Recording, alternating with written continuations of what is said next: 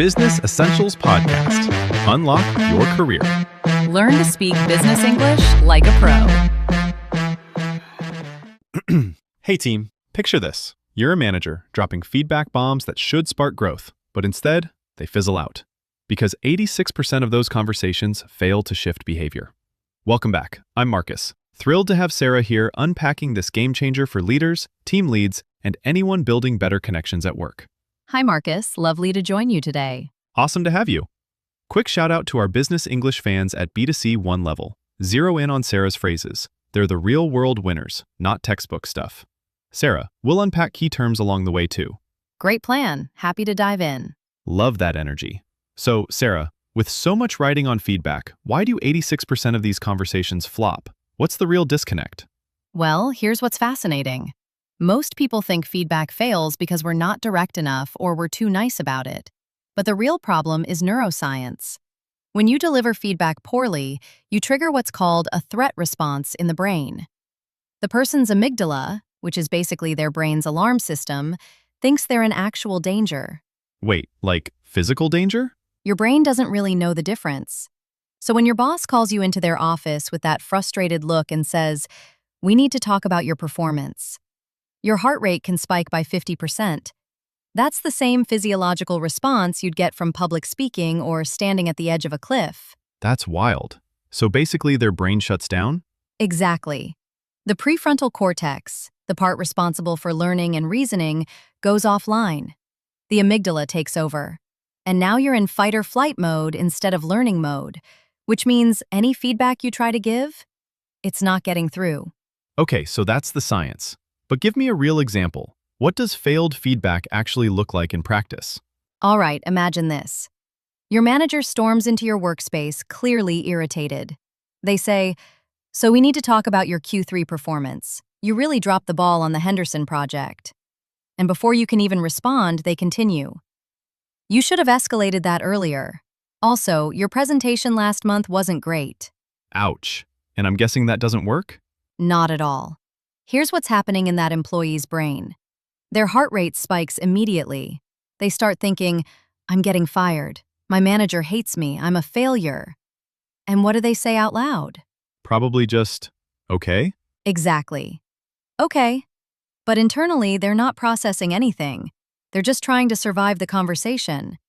And research shows that only about 5% of people in that situation actually improve their performance afterward. So what should the manager do differently? Let's say I'm that manager. Walk me through it. Here's the thing.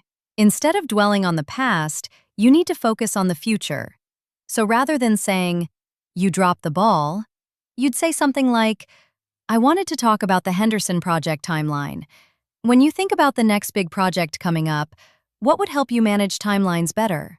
Oh, so you're asking instead of telling? Exactly. And that's one of those key phrases. Ask, don't tell. When someone asks you for feedback, it creates 60% less anxiety than when someone just gives it to you unsolicited. That's a good phrase. Ask, don't tell. How would you use that in a real meeting?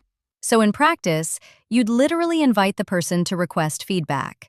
You might say, "I'd like to give you some feedback. What area would be most helpful to focus on right now?" That way, their brain stays in learning mode instead of threat mode.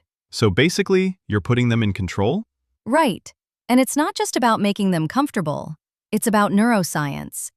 When they choose what feedback to receive, their prefrontal cortex stays engaged.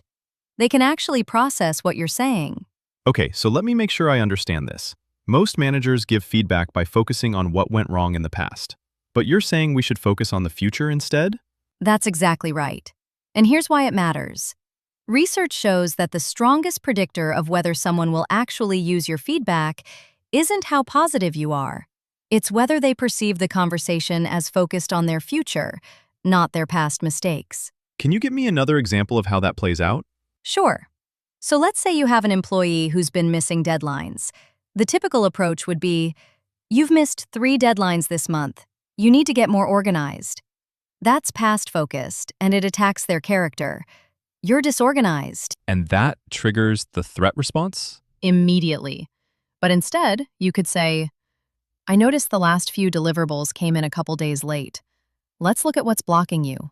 how can we set you up for success on the next project? So you're addressing the behavior, not attacking the person. Immediately. But instead, you could say, I noticed the last few deliverables came in a couple days late. Let's look at what's blocking you. How can we set you up for success on the next project? So you're addressing the behavior, not attacking the person. Exactly. And you're collaborating on a solution. That keeps their brain in learning mode. They're thinking, okay, my manager wants to help me improve, not, I'm about to get fired. What about timing? Does that matter? Huge.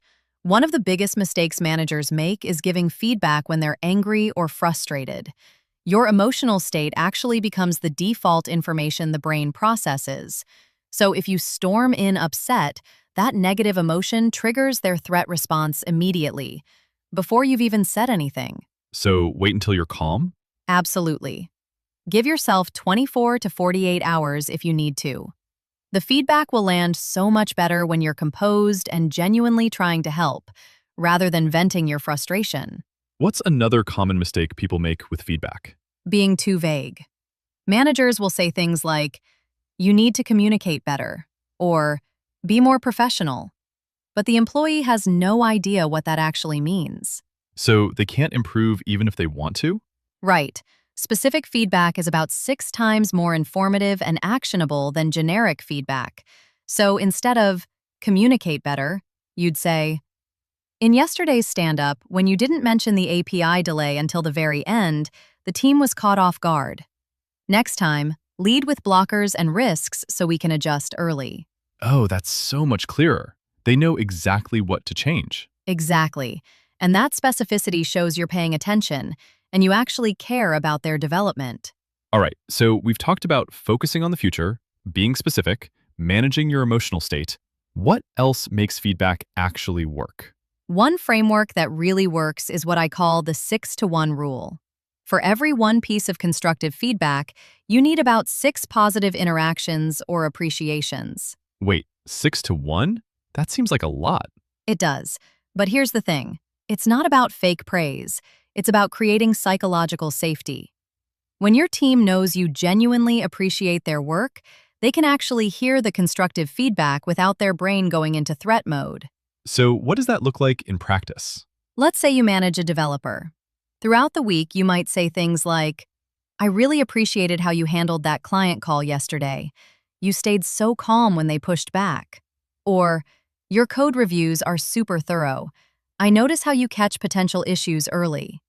And then, when you need to give constructive feedback, you can say, I want to help you think about delivery speed alongside quality. How can we balance both?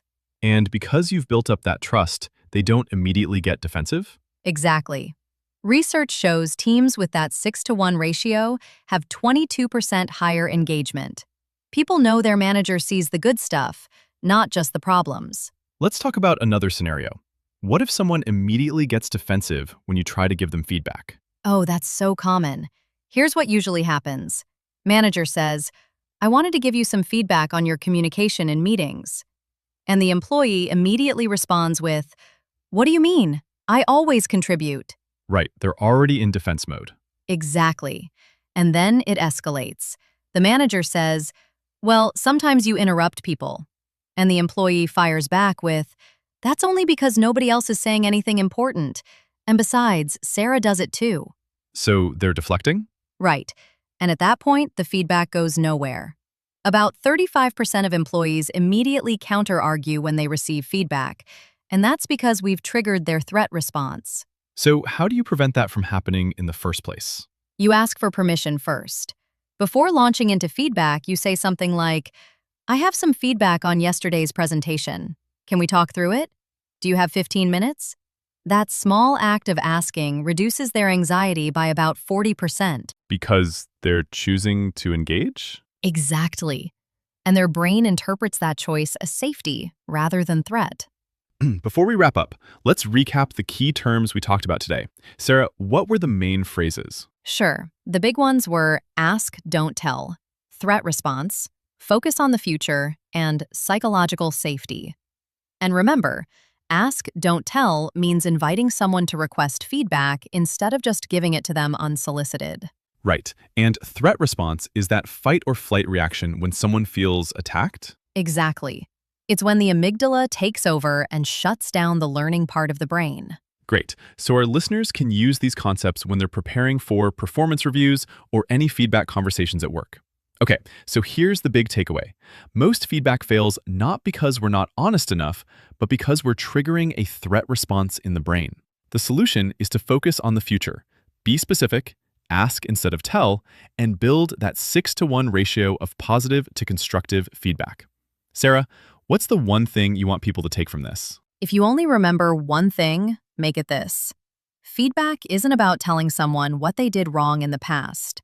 It's about collaborating on how they can be even better in the future. When you frame it that way, their brain stays open to learning instead of shutting down in defense. That's powerful. All right, listeners, here's what we want from you. Have you experienced this? Maybe you've received feedback that made you defensive, or maybe you've given feedback that completely backfired. What worked? What didn't? Let us know in the comments below this episode. And if you try the ask, don't tell approach this week with someone on your team, come back and tell us what changed. Did they respond differently? Working with you on this episode was genuinely energizing. I appreciate your professionalism and the dynamic you bring to our collaboration. You're an excellent co-host. Sarah, every episode we produce together showcases your expertise and keeps our content engaging. Thank you for your insights and dedication. I look forward to our next recording. Dear listeners, thank you for tuning in. We value your feedback and encourage you to share your thoughts with us. Thank you for listening, everyone. Your continued support means a great deal to us. In our next episode, we'll address an important workplace topic, handling criticism from your supervisor. We'll explore strategies for receiving feedback constructively while managing your emotional responses professionally. This will be a valuable discussion. We hope you'll join us. Business Essentials Podcast. Unlock your career. Learn to speak business English like a pro.